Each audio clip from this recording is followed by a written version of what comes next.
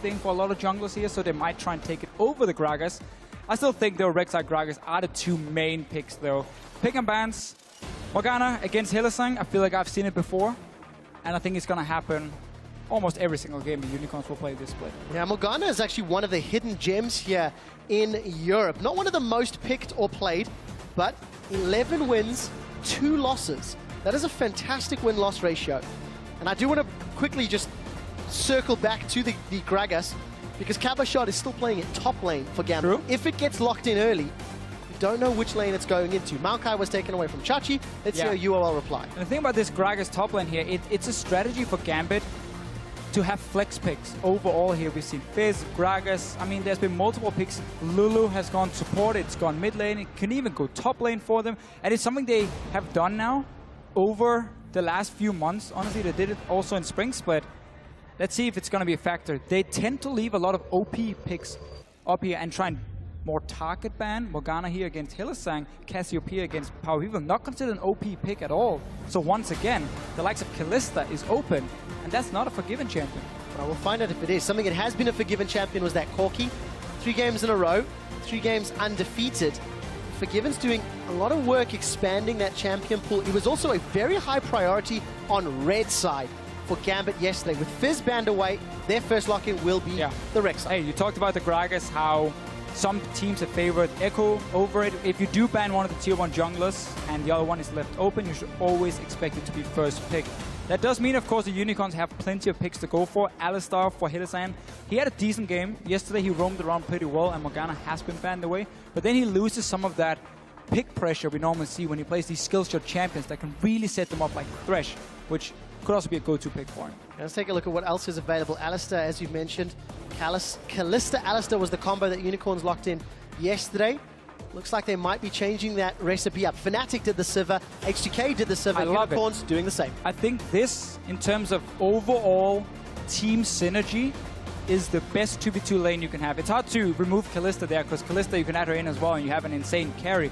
But what Sivir offers and what Alistar offers to a team in terms of team fighting and also overall map pressure, you have a fantastic roaming support and you have an AD carry that can control waves, push it into the tower when you start setting up these roams, then you teleport down, you have your jungler move in and you just dive because you got that Alistar ulti, and you can punish people so hard if they don't have proper wave clear.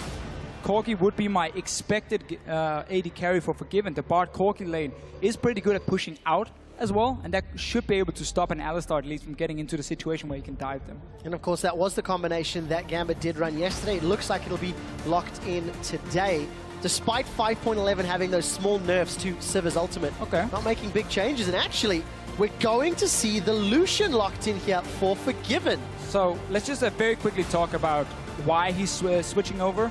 I think Forgiven would normally prefer them to get the Corki, but the reason he goes for Lucian here is because once you get a BF sword, you can start really out-trading this Sivir in the lane here. You can play very aggressive against her. Even from the start, it can be fairly even, but then get that BF sword, you take over completely. So Forgiven here, he's looking for blood. And he's challenging the numbers, Deficio. Forgiven, or rather Lucian, has been played 9 times in the summer split. All 9 games have been defeats. 0 and 9 in the current meta. We'll see if Forgiven can make it work and keep Gambit's winning streak alive.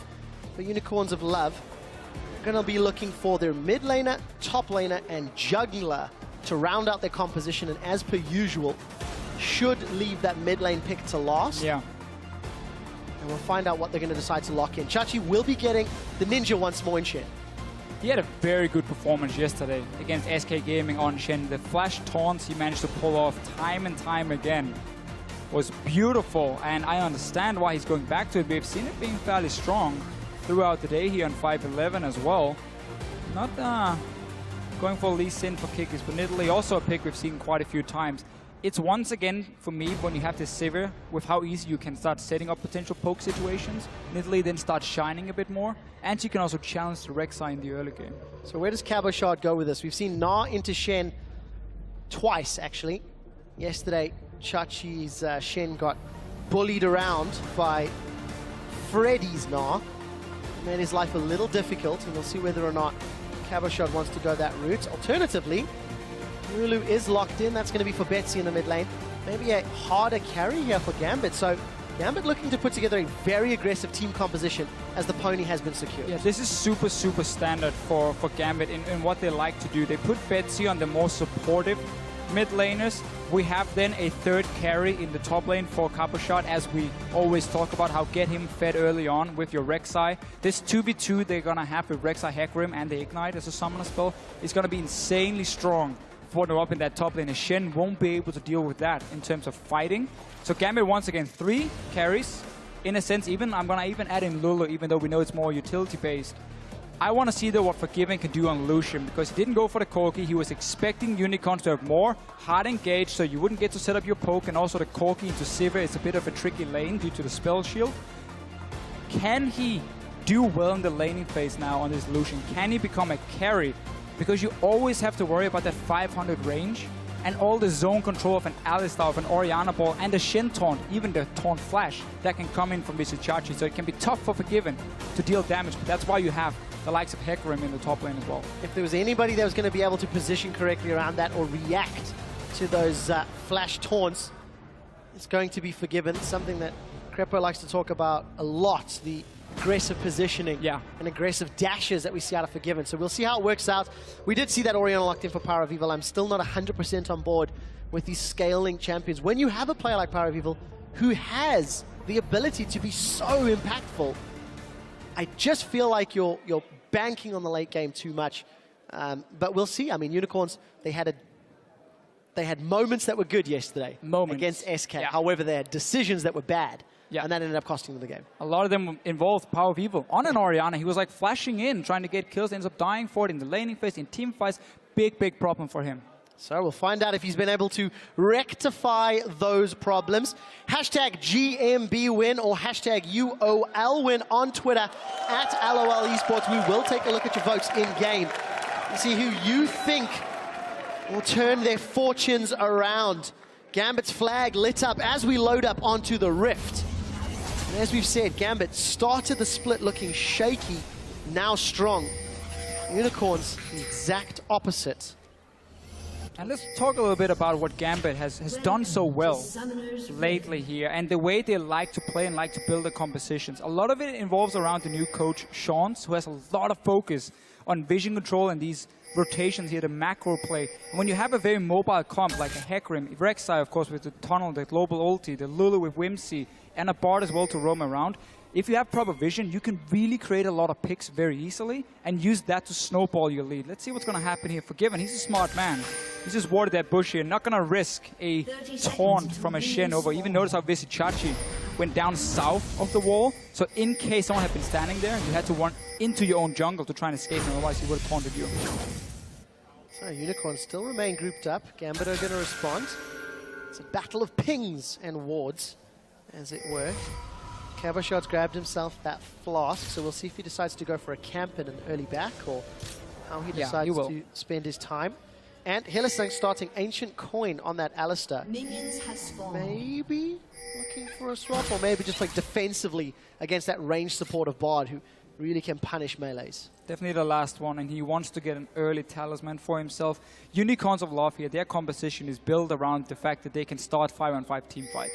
Sivir ulti, talisman from an Alistar, then the Shen ulti coming in when someone like Kikis or someone like Hylissang is trying to dive in on Gambit is how they want to play it, but it requires them to have the mobility and the ability to also push out the waves before they start moving in as five. Because if you start falling behind very early on, you might be forced to just sit and try and defend towers in 3 different lanes, and you never get to use that Sivir ulti or the talisman as a team.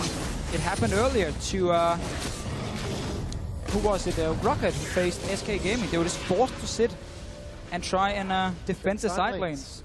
Simply couldn't do it.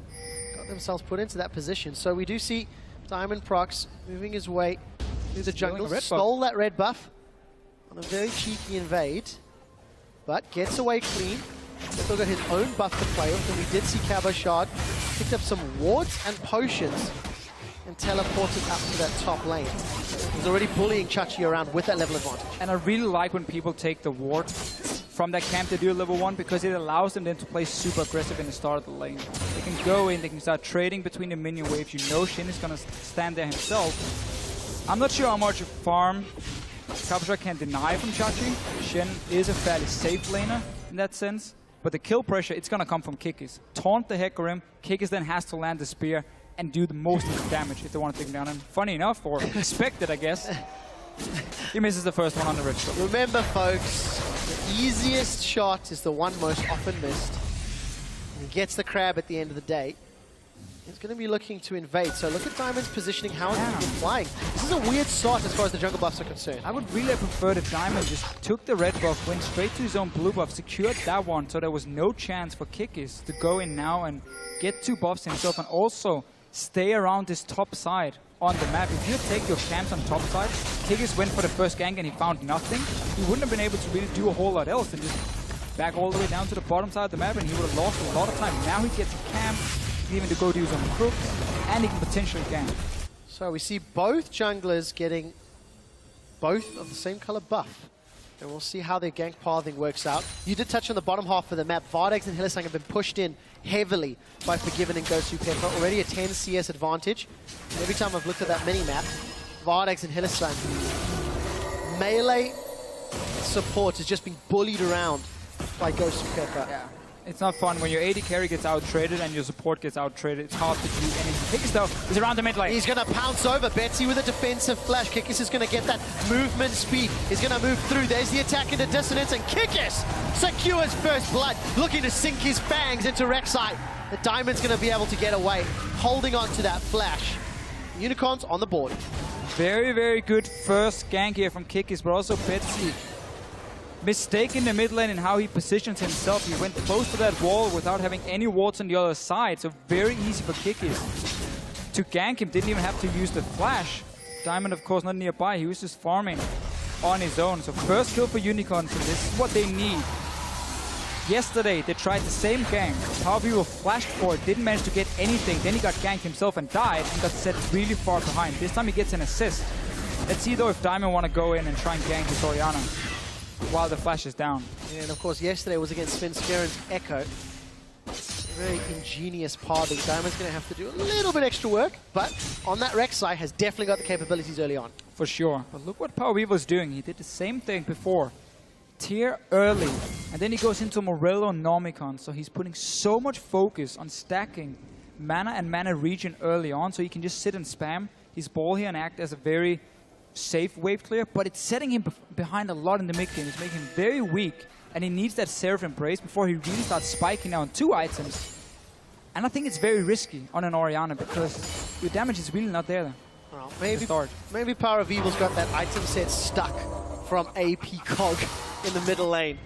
Still playing that same style. If given the time, he can eventually get to that power, but Unicorns of Love have not often been given that much time. So we're going to have a look at back up at this top lane. Chachi's got that Bomby Cinder to return to lane with. Even on CS with Kabusha, despite that early pressure. This is exactly what you talked about, Official. We weren't expecting too much in that particular lane. Hylissang, though, is going to go for the Headbutt Pulverize. Boomerang Blade from Vardex puts a good trade, but Diamond is sniffing around. If Vardex and Hylissang stick around, they're going to be in trouble. Here comes Diamond Prox. He's got the flash. He gets a 2-man knockup. Vardex with an early summon, a heal. He should be out clean as Hylissang pulverizes the ground once more. And it did cost both the Vardex summoners. A nice little gank coming in here. Unicorns of Love have been behind in this bottom lane, and it's not exactly going to get a lot better. We mentioned in Champ Select how BF Sword for Lucian, suddenly his ability starts scaling really well with the AD, and he's just going to outshine the Sivir. Add in the fact that you have a tier Orianna in the mid lane and a Shen top lane. Unicorns of Love is not going to have a lot of damage in the mid game. They're not going to be able to match Gambit in that case, so they're going to have to play super defensive and try and play around pushing waves and towers instead of straight up team fighting, unless they can create a pick. We'll see if they can. For the time being, Unicorns do have that advantage, thanks to First Blood, of course. Not a lot of pick options, though. Finds out. Hylissang goes in for another aggressive trade. Then comes out the better of that one. Thanks, of course, to that triumphant roar.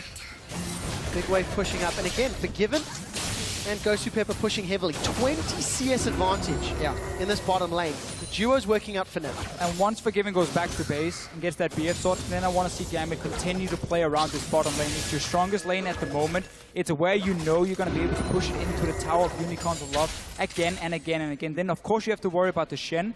But you are so strong just in the 2v2 with some backup from a TP or your jungler. You should be able to take down that tower and start speeding up and get into this mid game here. We'll see if they can. We did see Diamond briefly show his face top. No real gank opportunity, but could have been there if Kickus was around. And I just want to touch on the fact that this game is going to be slightly different from what has actually got Gambit their 3 respective wins. Forgiven's farming very well, but he's got a lot of support from that Lulu and Bard. You know, leading up to this game, yesterday we actually heard Betsy saying how it's not Gambit learning to play with Forgiven, it's Forgiven learning to play with Gambit. All the damage percentages and farm, everything's leading in that favor. Forgiven playing the cleanup role as the rest of Gambit are setting him up for success. Forgiven has not been the main carry for Gambit whenever they've been winning. And he seems to be happy with it, or at least he's not publicly complaining about it if he's not happy. So I also think for him it suits the style of Gambit from last split. And I think Forgiven is just such a good AD carry that he can play all these different styles. He doesn't have to be the main carry. He can play cleanup. He has great positioning. He knows when to go in, when to push his advantage, and when to play defensive. So Forgiven is just all around a very versatile AD carry in that sense. That's that early pressure on the tower. The thing is, that's a sentence that you would not have said in spring. True. Forgiven is a versatile. But he didn't have to play all the styles. He needed to play that carry style. There was no other way with the way SK were playing. Yeah, it's interesting to see how one player, how drastically different it can be depending on the rest of your teammates. It's easy to look good when everybody's playing well. Much more challenging when everybody needs to step up, of course. So Forgiven again with that lead. Look across the board. Power of Evil's got a CS advantage over Betsy. Betsy, of course, gave up first blood. Forget that. Lost a little bit of presence. A lot of tower damage traded in that bottom lane, but nothing should fall yet as we reach that 10 minutes. With Betsy just walking out to take that blue buff beforehand, Unicorns Love have the time on it because Kikis took the first blue buff in the game, if you guys remember. So they knew they could suddenly invade into the jungle, take away the red buff, and set up a trap for Diamond. He's not spotting them. They're standing still. Oh, and he's eaten the javelin toss. Kikis has gone in. Pounced for his second kill of the game. And this whole build-up, as you just said before here, it starts from Kikis taking the first blue buff. He times it and he says it's now alive. Whenever Betsy leaves the lane, he's going to that blue buff. So he's going to be on the top side. We can easily invade in, set up a trap, take a red buff, go for Betsy, miss your pulverizer. That's not the plan, though. Not this time around. Kikis is going to sidestep. Does get caught by a shockwave. Now Betsy's in trouble, but does not eat a javelin toss. Kikis should be able to get out of this one alive as they make the tower golden. Pepper trying to hold on to it for as long as he can. Great pressure play here from Unicorns, though. Power Beaver is just constantly pushing down the mid lane every time he has the chance. Remember, Betsy died to that very first gank as well. That cost him a lot of damage on his tower. It set him behind in CS. Power Beaver has not let go. He's just kept applying that pressure. Now Diamond going on Hillsang. Well, Hillsang does have Unbreakable Will, and he throws it down. Diamond Prox is thinking about backing off. There's not a lot of support in damage here from Gambit. Gosu Pepper's moving up, but he's used Tempered Fate already. It does seem like that aggressive play is going to fizzle. Officio, Unicorns of Love are making proactive plays, which is something they did not do yesterday. And in contrast, Gambit are the ones with some situational errors. It seems like the Unicorns of Love have had a plan now, and they follow that plan. They said, we get that blue buff, we know when it spawns, then we make an invade in. We try and potentially set up a trap if the chance is there. They went for the dragon as well, went Forgiven with recalling and said, we know we're going to lose this bot tower fairly soon anyway, so we need to get something for it. Okay, take the dragon instead, delay our own recall. Bardock's now just going to give it up. Forgiven, of course, keeping the pressure going, extending that CS lead. But it feels like Unicorns have had a plan for the early game, and that's something they've been lacking or missing before. Diamond now, he's just going to double tunnel his way out. Yeah, finds his way out, but we do see the first tower falling. It's Forgiven pushing it down as Gosu Pepper's moved around the map to roam. And right now here for Gambit, you have a Shen sitting top lane. One of the reasons Shen wasn't that strong in the meta beforehand was his lack of wave play. There was just no control really from him, so you could very easily start pushing in against him. Capuchat has been doing it.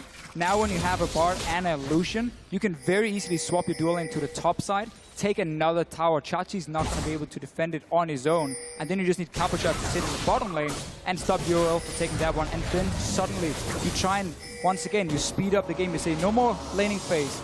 We want to start fighting here in the mid game. We'll see if Unicorns can find that fight. We do see an early Archangel start from Power of Evil. First big item completed. Chachi's got that Sunfire cape. So in terms of some of those first item backs, you are well sitting a little more comfortably for the time being. Cabochard seems to be coming off worse for wear against that Sunfire cape because he's only got boots, a longsword, and a ruby crystal. But he's still farming very well, and we know the impact that those home guard teleport ganks will have, especially with Dragon coming up in a minute. That is a place, though, or a situation where Shen could work really well. If you know how important it is for him to get off that home guard, the Shen ulti and the fact he also has a TP is going to give him a few more tools to try and react time and time again. But Unicorns, they've been winning this mid lane from the first gank they pull off. They now get a tower instantly back into the jungle of Gambit. One of the reasons for this Nidalee pick is the fact he can go for these aggressive invades.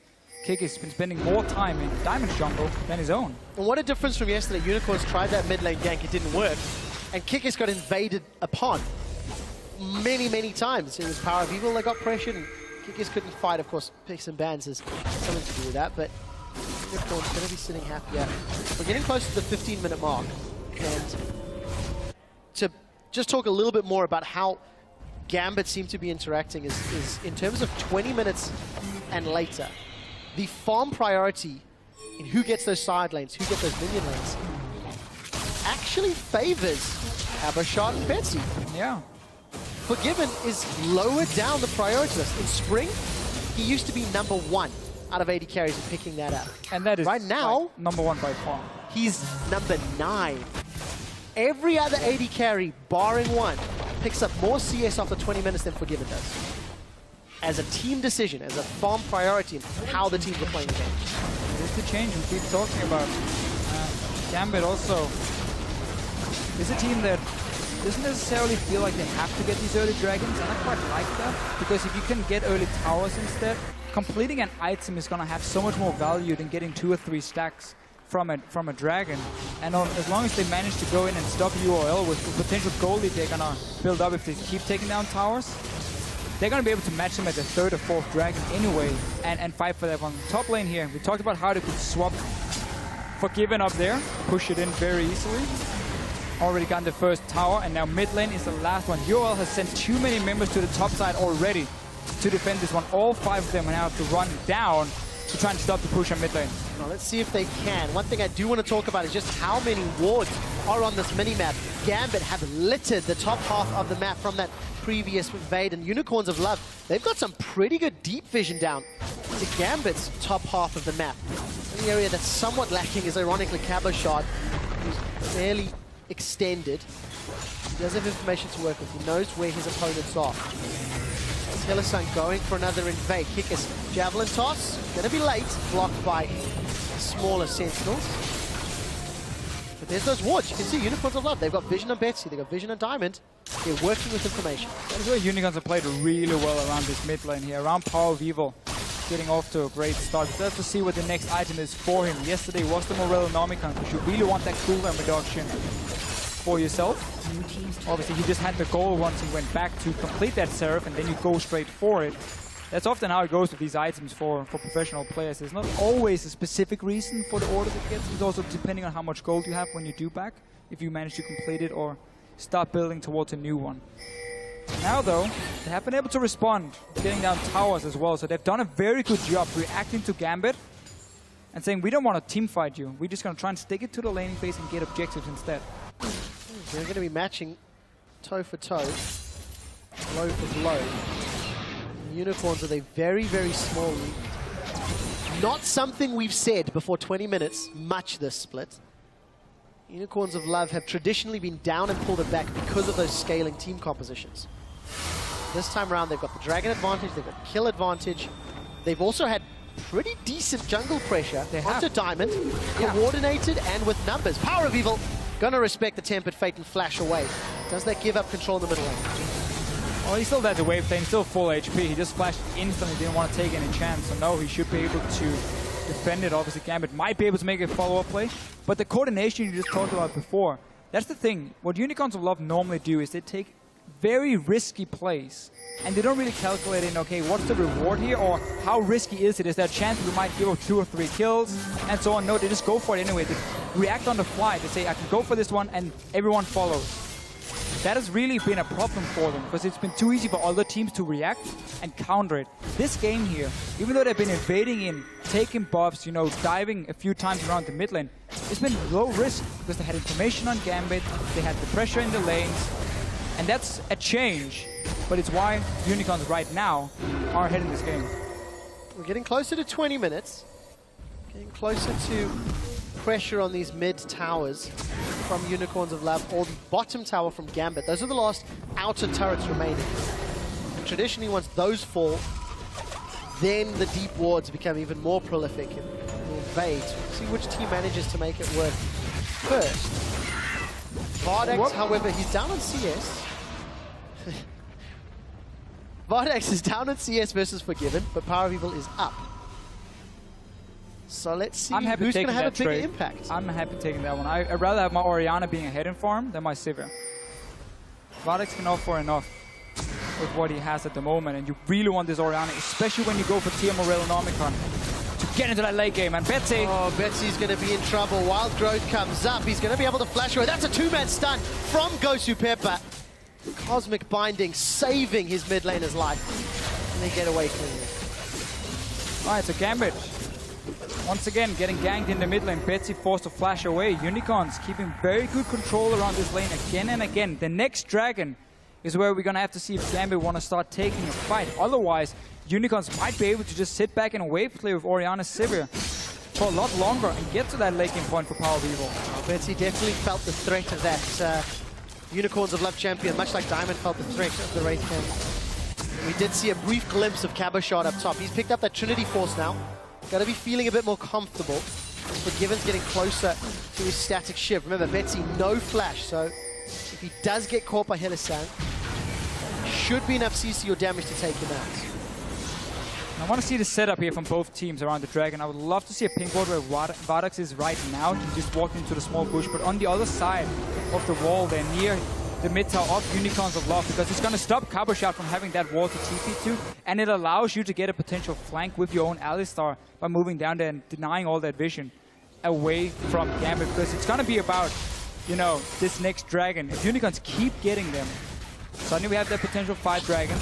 Gambit also needs to find a way where they can get a team fight while they still have a nice amount of damage from the Lulu, from your Lucian. There is one thing you have to highlight though.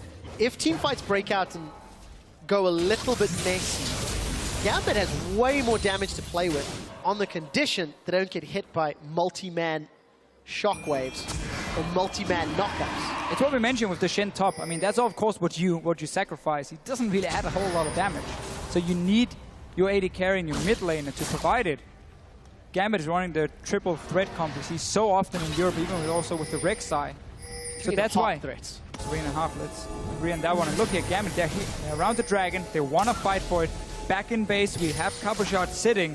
Where's the wards behind him? There's one near that mid tower of Unicorns I mentioned before, and he's pinging on it right now. That's going to be the one he wants to TP to. We'll see if he does. Has not started channeling it yet. It just disappeared. Right, is available for him. Not going to be able to find that opportunity. Chachi's just made his way to that top lane, but it is pushing towards Gambit anyway. The Unicorns of Love, they've got Scuttle Crab control. That is important to note. Cabochard's still in base. There's no wards for him right now. There was one left near the mid tower. It disappeared. So at the moment, Gambit has 0 deep wards against the Unicorns of Love. So it's hard for Cabochard to find a good place to land his teleport, and they needed to secure a victory in that fight, stop the dragons, and open up this game for Gambit themselves, and not allow Unicorns to play this passive style. So we'll see whether or not Unicorns can get into this third dragon. They do appear to have found an opportunity. There's a ward on the right-hand side of the minimap in the tri-bush, and Cabochard wants to go to it. He's stuck in his lane against the Shen who can taunt him. So we'll see if they can. Dragon secured. Almost uncontested. Gambit Really not able to, but we do see Vardax. He's thrown down on the hunt. They've set their sights on Diamond Procs. We are going to see Kickers pouncing over, and the Shockwave is just going to help for an assist. Kill credit to Vardax with Diamond Procs down.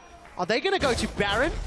This is a brave Two guys on the bottom lane for Gambit here. Eddie and Forgiven were moving down to clear the bot lane way. So 5 members from Unicorns on the Baron. Forgiven is not going to help. This is going to be about Betsy and Cabochard. And goes to Pepper. It's going to stun the Baron. So Baron is golden. Tempered Fate going to delay this one. This will only be the 3rd Baron Unicorns of Love will have secured if they can. Gambit are looking to challenge. Hylissang wants to peel them away. Baron secured by Vardax as he auto-attacks it down. Betsy forced to wild growth himself, and he eats a boomerang blade, sending him to the grave.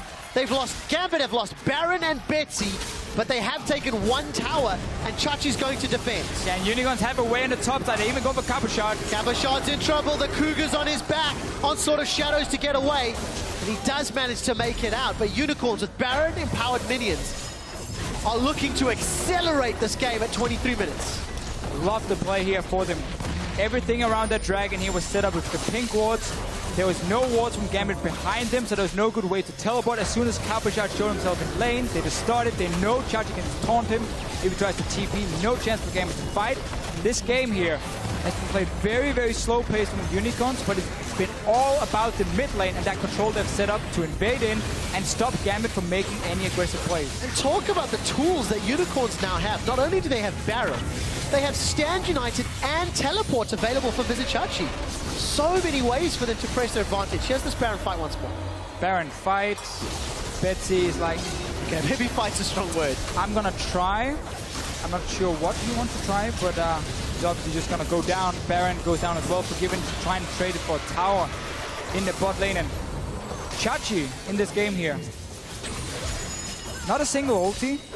Don't think he's used teleport at all either, because there's been nothing for him to do, seeing as Gambit has been unable, after losing that mid lane so hard, to make any plays on the map. Unicorns just slowly take every single dragon away from them. Power Weevil now getting towards that 3-item spike. He has his fully stacked tier, so now he's really powerful. And there's so much wave clear between him and Vardax as well to just stop their easy pushes from Gambit. The scary thing is, it's only a 2,500 gold lead, but the amount of control feels significantly higher. We'll see whether or not Unicorns can continue this level of control. They are going to take that outer turret down. They do have Chachi, as you mentioned, with Stand United up top. Gambit are grouped though. Let's see whether or not they can find a team fight against this massive minion wave. Oh, very well farmed Unicorns of Love. Number of minions. There's an engage, potentially. Only onto Hylissang, though. We do see Stand United comes out. Diamond Procs gets the knockup. Cabochard is trying to trample him down, but he's not going to be able to find anyone. He will be going down shortly as Vardax lands 1 more of those ricochets. Now Chachi's on the defensive, trying to get away. Gambit look relatively healthy, but they're down in numbers until Betsy eats that javelin from Kickers. That's a flash. The Shockwave pulls Forgiven backwards, and he will be going down. Unicorns of Love lose Hylissang, but that is it. They will get the tower, and it looks like Kickers is going to get stunned against the wall. You can see that stat line up top, 16 deaths, tying the entirety of the Spring Split games for Forgiven. Not working out for Gambit today. Unicorns onto the next inhibitor turret as Kickers sinks his fangs in. Gets 1 more kill against Gambit. First ulti from Chachi. Didn't have to do anything before. His taunting goes Pepper. Gosu's down! But that team, like everything from the Unicorns, they knew what was going to happen. You know, there's going to be an engage. Gambit has to try and do something. Ult in on whatever target it is. Flash out. Vardax was untouched as well. And you just see how strong this 5-on-5 combo is once they've started to scale up towards that late game. Deficio, Unicorns of Love are the CLG of Europe, because they break your hearts one day and give you hope another. Here's another look at this team fight. Yeah, so it's a good engage from Gambit. They get a mass knock-up here. They have to spear from Cabochard, but the problem is now they're starting to fall a bit behind in damage as well. And also, Stand United, even a heal from Kikis, the shield from Power Weevil himself, and the fact you have all your summoners ready is enough for you all to stop the engage, to stop him dying. And this is a beautiful combo. Hylissang going in with the ball on him. Forgiven goes down. Doesn't matter, he hit one man. One man's the damage dealer. Worked out in favor. So, Unicorn, super minions in 2 lanes. You know, when we were about 18 minutes, I was starting to get myself thinking this is going to be a long one, we're in for a slow game. And in the course of the last 6 or 7, Unicorns have just completely skyrocketed away. And now they're going to start poking down with that Orianna ball, with the Nidalee javelins, with the boomerangs. And Gambit very soon are going to have to deal with multiple super minions in their base. Yeah, there's a ward behind. Caprishot is sitting in base. This might be the last chance for Gambit. Just try and all in engage. See if you can get onto someone like Power Vivo or Vardex. There's no flash on the carries. TP is coming in now. Well, Chachi's the only one that gets hit by Tempered Fate. Gosu didn't have the greatest ultis yesterday, and he's not having the greatest today. Betsy will get caught out against the wall, and Unicorns of Love, they've at least thwarted the threat of the engage from Hecarim, and now the super minions are into the base. You see them cresting those steps. Unicorns have bided their time, using the sustain from Alistar, and they're on to the next inhibitor turret. Nothing Gambit can do.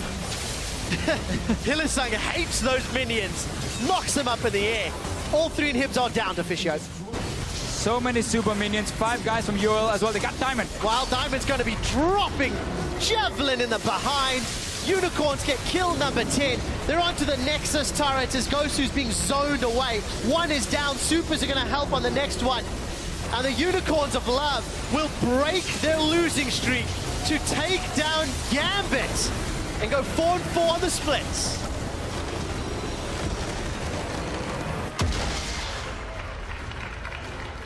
And they could be very happy here. But such a different Unicorns of Love compared to what we have seen the last few weeks, where it's just like all-in aggression, don't really care about what the risk is, and end up getting it bad early on that sets them super far behind. In this game here, everything seemed to be under control. It all started with that first gank on Betsy in the mid lane, where he positions himself next to a wall. Easy for Kickers to get it. Means they win the mid lane. They use that to then invade in on these buffs here. Find Diamond in there, and they start taking control around that mid lane, stopping Gambit from quickly taking down all outer turrets and speeding up the game, get into that mid game in an open map where you can team fight against the tier Orianna. That never happened because of that mid lane. And it simply just stopped any aggression from Gambit. So very impressive performance from UOL. The decision-making was not there yesterday for the team, but it is today, and you can see Betsy on your screen at the moment. Definitely feeling the exact opposite that Sheepy currently is. Big smiles in his face. But we have to keep talking about it. It is not the same performance. It is not the same decision-making. This time round, almost everything was great. Unicorns, they played safe, they played controlled, they had the vision game, they played Baron effectively. I mean, it's a mystery. I don't get it. I don't get it. How you go from being this completely insane team one day and you feel like you guys are losing this for yourself because you just throw yourself at the other team. And then suddenly it seems like they have a game plan and they just follow it step by step by step. Even when they knew they were losing the bot lane tower, they're like, okay, how do we gain anything from this? We know he's going to recall to get that BF sword and take out tower, get the first dragon, get the next dragon while we sacrifice another one, and play around that here so we suddenly have these dragons going for us, which is the thing these scaling comps often are afraid of if the other team gets them early. Talking about the comps, let's actually take a look at the picks and bans and how that played out, because of course the Orianna is something that I'm not a massive fan of in Power of Evil. This time it worked. This time it worked very well, thanks to Kikis' early jungle pressure. Now Forgiven on Lucian. The 10th loss that Lucian has suffered in summer. It is not an AD carry that's working. Sivir, on the other hand, is. Yeah, it's hard to blame Forgiven, though, for anything here, because he did his job. He won his lane against the Sivir. He took 2 towers down because of that. Problem was still, look around that mid lane. We had the Lulu, we had the Rek'Sai. Funny enough, the 2 members who died more than once from Gambit were Diamond and Betsy, because they were the ones under pressure. They got ganked, they got invaded on. Full credit to Kikis as well in this game here on that Nidalee. The work he did in the early game, from taking buffs, timing that blue buff as well, the small things allowed Unicorns of Love to get to late game. I say late game, you're like, what, 25 minutes in. Yeah, 29 minutes that Nexus fell down. I'd love to find out from, hopefully, Cyanide, a little bit of an opinion about that early trade of blue buff and red buff, and the slightly awkward start, standard lanes, but trading buffs in a weird and wonderful manner, and just Kikis, as well as Hylissang, getting a read on Diamond. I mean, Diamond he didn't necessarily face check. He got caught in his jungle, I think is fair. Yeah. To give up some of those kills. But great read from Unicorns. And as per usual, they're consistently inconsistent. Yeah, same again. And when you have a guy like Visichachi, who's such a fantastic top laner, and he doesn't have to do anything for 25 minutes, and you still win, shows how well the other members played. It's also important to note that for a team like Unicorns of Life, who play second in Spring, they're now 4-4 after 8 games. We're reaching that halfway point. These are teams that we're expecting to go to playoffs. These are teams that are expecting to make it to Stockholm. They want to play in Sweden, and we'll see how they're going to plan to get there, because they need to fix a lot of problems. Anyways, we're going to head over to the analyst desk where they're joined by some of Sheepy's pink ponies.